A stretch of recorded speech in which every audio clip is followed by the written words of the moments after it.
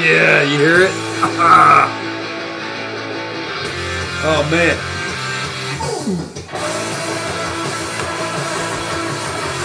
Woo!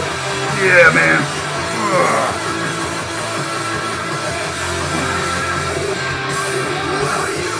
Me to kiss your ass. Oh, baby, because comes my foot. Woo! Yeah, baby. Good morning, everybody. Yes. A happy, wonderful LA morning to everybody. Some coffee out of the old San Francisco cup.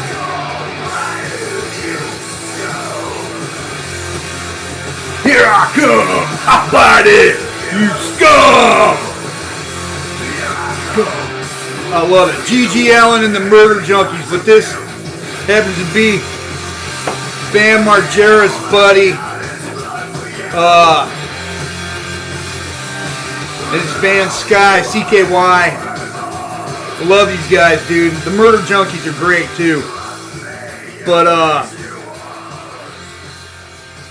maybe you guys want to hear the guitar lead on it, man. It's just a great track. Check it out. Bite It, You Scum by CKY. Actually, it was originally by G.G. Allen and the Murder Junkies. One of the crown princes of punk rock, if you know. So, it's an appropriate song to open it up. Bite It, You Scum. Because today's episode's on my time with the Dog Brothers. Oh, here you go. Woo! Oh, yeah, baby. Woo!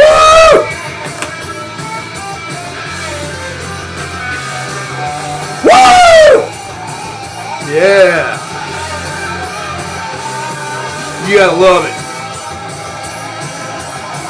Man, just fantastic. So, enough of that shit. Dog Brothers. So, how did you get involved with the Dog Brothers? The Dog Brothers are what ultimately allowed me to get my foot in the door of Mexico. For those that you don't know, Dog Brothers is a Filipino martial arts association that basically they like to call it Calitudo or Valetudo, Calitudo. Rules to where anything goes. So there's no rules, only be friends at the end of the day and no suing anyone for any reason anyhow. Which is weird because the guiding force of the thing is actually a lawyer, which I'm certain he went to law school, same as I did. I'm pretty certain that lawyers are involved in suing people, but be that as it may. Dog Brothers. I grew up wrestling in Iowa. Well, I was born in LA, but when Dad got out of Vietnam, I've already explained all this. We grew up in Iowa. Iowa's a big wrestling state, so basically, because there's no pro sports, pro football teams or anything, there's college sports and wrestling is basically like the big thing in Iowa. You do it from the time you're in kindergarten all the way up through college. Everybody wrestles. Everybody's on a farm. We were on a farm working corn and pigs, walking through the fields all day long, pulling the tops out of the tassels, detasseling corn. You come out, your arms are all cut up. It's very physically intensive work. And back then there wasn't a lot of Latinos to do it because the government hadn't flooded the country full of cheap labor yet. It was, in fact, I never saw someone that wasn't white farming back then when I was a kid, ever. I didn't see a non-white person until we went to L.A. to go visit my grandma. Dog Brothers. So, I grew up wrestling, and my friend had dared me with 3 days' notice to go enter this Dog Brothers Martial Arts Open Gathering. They call them gatherings. They get together twice a year in the United States. I don't know how many times a year in Canada, and in Europe I think it's twice a year also. An open gathering is where anybody is invited, which isn't technically true because I've actually since then registered for several open gatherings and they deny my registration every time, even though Mark Denny's kind of been removed from the Dog Brothers. It's now under I'm going to leave names out of it. You guys can look it up. Hi, Mark. Other Mark. But the Dog Brothers, they're great people, man. So I first got involved in the 2010 Open Gathering. I went there, fought on 3 days' notice, and come to find out, a lot of people that are there are military, police, and agents. It's very, they're very much into that. Ton of LAPD are in it. There's a lot of that going on. And my brother and I, my brother's gargantuan, man. Like big, like a pro football player big.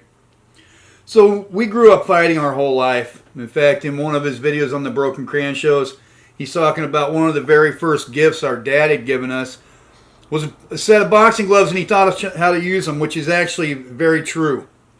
And then when my mom and the dad that raised me got divorced, we got our our stepdad. We went back out to LA, and you grow up fighting gang members, and it's for real, man. It's not I'm going to tap out. It's none of that shit. It's not one-on-one. So we grew up fighting, and anyways, my buddy thought that it would be cute or funny to dare me to go do this, so I did it. And I broke a rib. The first guy I ever fought was Nick Papadakis from the Noho tribe. And the Noho tribe or Noho clan is not the tribe, they call them clans, and not in a racist sense, but clan in the Scottish or Irish sense of a group. I came from the Noho clan, North Hollywood clan, which is one of the main clans. They had people like Poi Dog, Junkyard Dog, Tennessee Dog, Boo Dog. These are all people that I used to train and fight with, and they'd go on to become gurus in their own rights. Guru Pappy. Guru Pappy was my very first fight in the Dog Brothers. And they've got this thing called Beat the Crap Out of Cancer, too. I've done that. So anyways, I fought at the 2010. I did well enough to be invited to join the Noho clan. I've got pictures of it. Tons of pictures of us training and stuff like that. 2011, again, I fought at the Open because you have to be a member of the tribe to fight at the tribal. I was good enough that they invited me to become Dog David. And that wound up getting me enrolled in the tribe. And then in 2012, I didn't go to the Open because the Opens are held in September. But I did go to the tribal. And my brother Vince had started fighting with them too. And my brother Vince and I, we've always had this rivalry thing going on. And I guess, while I was gone, not just him, but there were others like Toki and other people, Renee up in Canada. There's a lot of people, for whatever reason, that talk behind me, behind my back. And I don't know if it was because my brother and I had the background that we did or whatever. It wasn't because we were afraid of fighting. In fact, in the time in Mexico, when I went and did the 2012 tribal, and correct me if I'm wrong. If I'm wrong, you're not allowed, when you go to the Dog Brothers things, you're not allowed to take pictures and photographs. They own all of that. So, because of my infamy, and it is infamy with the tribe, I've since been removed from the Dog Brothers. Technically, I'm no longer a member, even though I've been at, I think it's 2 Opens and 2 tribals, and both tribals both days, because the tribals run 2 days. The Open's only a single day. So I've gone there. I've got several fights in, plus the ones with Dog Mauricio down in Distrito Federal in the capital of El Defe, plus Beat the Crap Out of Cancer events and Kill Stick Fighting tournaments. I've got several of these deals in. So if I wasn't such a jerk, or if Mark Denny and I didn't get along, Mark Denny, Matt Berry, they got upset with me when I called them out on their Ed Calderon thing. This Ed's got something to do with this too, go figure. Mark Denny hadn't registered. I was going to law school in Mexico at the time too. Mark Denny hadn't registered the Dog Brothers name in Mexico. My brother Vince had hit me up about it. So I went down and looked because sure enough, I'm a lawyer in Mexico. I know how to do all that. And we're going to law school, more correctly, at the time. And I know how to do all that. So I go down and I register. I go to look for it, and I registered the name Dog Brothers in Mexico. And that went the wrong way too. Just to see if it could be done. Because technically nobody owned it. And there's just a lot of things. There's a lot of blowback and riffraff between. I was pissed off at Denny because I want to make something clear. Mark's a legit martial artist. Mark Denny is absolutely legit. He is one of the best senseis I've ever had in my entire life indirectly. And I've trained with him a little bit here and there. My brother was training with him all the time because he lives... I'm not going to give up my brother's place where he lives, but they lived close to each other. And so Vincent would go over there and train. Mark is absolutely legit. Every person that I have a problem with, including Foxhound or Matt Berry and Dog Brothers, they're absolutely legit. I don't know if you can see it, but that knuckle is all been caved in from a erroneous or a faulty roof block that I had done against CEO Dog or against Yo Dog. And I never took easy fights. I've fought, I want to leave their names out of it, but Pete, you gargantuan son of a bitch, the other Pete, I've never taken an easy fight. And I've gotten slammed and tossed around because the entire purpose of martial arts is learning how to conduct yourself in a martial way against opponents that are resisting, that aren't compliant. That way, when you're in it for real, you're going to win. And they taught us that in Mexico. You'll only ever come in second place once. And Mexico is a brutal, brutal place. Soft White Underbelly did an interview they posted it 7 hours ago. With a legit DEA agent. This guy I've known about for years. Unlike Ed. That reward's still up, by the way. $1,000 if you can get me on a podcast with Ed Calderon. On Sean Ryan or Joe Rogan. I'll pay him $1,000 cash. Dog Brothers. So, when things fell south and people were talking me on my back, which is weird because I went to go apply Dog Brothers in a very real way in Mexico against the cartels, teaching police and agents at the Instituto de Formación Profesional and other places how to use weapons and whatnot, and having been in several Dog Brother gatherings against really qualified opponents, and getting taken to task and breaking bones. I've broken bones several times. And not being the biggest guy. I mean, I'm not a small guy, but I'm also not huge. Against larger opponents, that's the very definition of martial.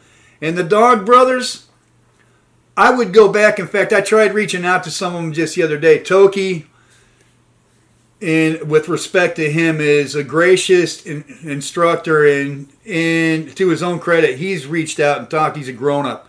Other people, they harbor childish grudges or whatever. I don't know what it is. But it's not a martial arts group or an open martial arts community because they want to turn it into a popularity club, and martial arts has never been about popularity club. In fact, one of my favorite authors, Miyamoto Musashi, in the Book of Five Rings, he absolutely was a martial artist, the letter definition of martial artist, and he wasn't busy being friends at the end of the day when he was... And you don't want to crush your opponent, you want to grow them up, which I absolutely agree with, but you don't need to be friends to do that.